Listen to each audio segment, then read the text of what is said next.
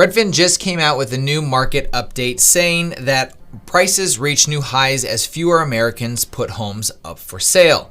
Nearly 3 in 5 homes were snapped up within 2 weeks. Basically, 6 out of every 10 homes sold within 2 weeks. That is extremely quickly, and we'll see more details here in a second. According to Redfin's chief economist, Daryl Fairweather, with so much uncertainty in the world and economy, it makes sense that homeowners are staying put. It goes on to say that high prices and rising mortgage rates are a strong impediment even for homeowners, basically saying that homeowners are staying home and they're not looking to get a better home. However, first-time home buyers, on the other hand, are seeking the security of home ownership despite the chaos in the market. The median home sale price was up 17% year over year, and prices were 6% higher from just 4 weeks ago. The reason why we're seeing this is we're coming into the spring and summer markets. Now, we're going to probably see this increase as well as we hit April and May, and will probably level out in the month of June. Now, the monthly mortgage payment on the median asking price for a home rose 28% from just a year ago. And we all know this, that interest rates have been rising, but it's 28% from just a year ago. Now, this is further exacerbating the market right here. New listings of homes for sale were down 7% from a year earlier, and active listings fell 23% year over year. This is an indication with everything that's going on and with everything that the uncertainty, homeowners are not wanting to put their home on the market, which is exacerbating the market for first-time home buyers who really want to get in a home, and it's creating this perfect storm for buyers. Now this is really crazy to think about. 45% of homes that went under contract had an accepted offer within 1 week of hitting the market. And that could be an inflated number. It could actually be sooner, because for me, when I put a home up for sale, I don't let my home sell within 24 hours. I make it sit on the market for at least 4 days. So really, this number could be a lot lower. Last year, homes were selling for the asking price, 100% in 2021. Now, the average this year so far is 1.7% above the asking price, and that's the average. That's not like what the top is. That's not the bottom. That's the average. I'm seeing homes like we had a home listed for $200,000, sold for $240,000. We had a home listed for $270,000, sold for $290,000. We had homes sell for $40,000, $50,000 over the asking price. So 1.7% above the asking price as the average is really realistic in my opinion right now. Now, here are some other leading indicators for home buying activity. Mortgage purchase applications decreased 8% week over year for the week of March 18th.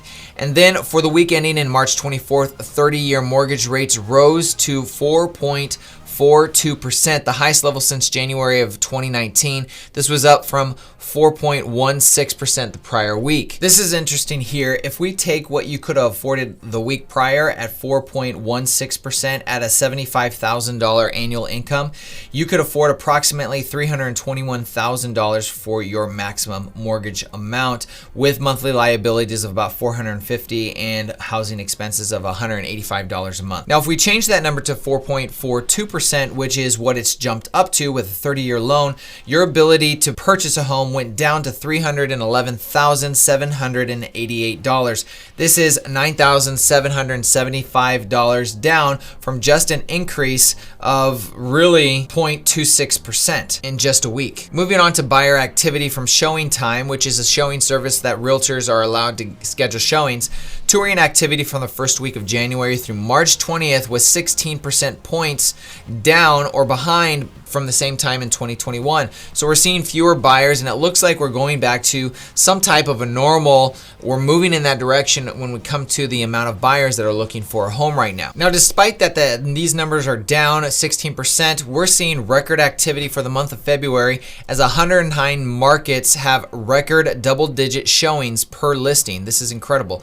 In the United States, it looks like we're up 12.5% in the United States. Midwest Or in the West, down 13.6%, Midwest is 10%, Northeast is 16.6% increase, and the South is 19.5% increase in the number of showings per listing. Denver and Seattle recording closes of 25 showings per listing is incredible. Now, every number can be adjusted in a way to show what you want it to show, because these 25 showings per listing is really dependent on how long a seller allows that home to be on the market. If they only allow it on the market for 24 hours and then they're accepting offers, well, you're going to have a buttload of buyers coming through that home in 24 hours. Maybe it's 25, maybe it's less, maybe it's more. But if you leave homes on the market longer like I do, you're going to see more showings, which is going to increase that average, which is why we're seeing such high numbers right now, because the way agents are showing homes these days are changing. They're not just accepting the first offer. They're putting it up for a specific period of time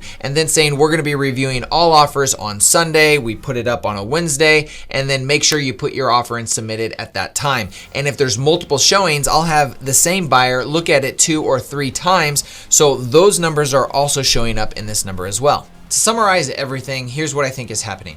We're having fewer number of homes on the market because of all the uncertainty going on. However, first-time home buyers are trying to beat the punch of rising interest rates. This is causing that perfect storm that's causing home prices to continue to go up in the lower intro level price range for first-time home buyers. That price point anywhere from $200,000 to about $400,000, depending on the market that you're in. Depending on how things play out overseas, as well as where interest rates go, we're probably going to continue to see a decline in the number of buyers that are going to be buying a home, and we're going to see it level out. Are we going to see a crash like everybody's talking about, the coming real estate crash of 2022? Probably not. We're going to see this continuing leveling out, and we're going to see how that plays out. And looking at the precursors as far as inventory for new construction, so keep an eye on those videos. I'll be coming out with one about that. That's really going to determine what's going to happen if inventory is going to begin to rise. Now, if you're interested in why most home buyers today are regretting the purchases of a home that has been purchased since the pandemic, check out this video right here. It's very incredible to look at on why most buyers today are regretting purchasing a home. So check that out. Guys, thanks for watching. Like the video, consider subscribing. Thanks for watching, and we'll see you in the next video.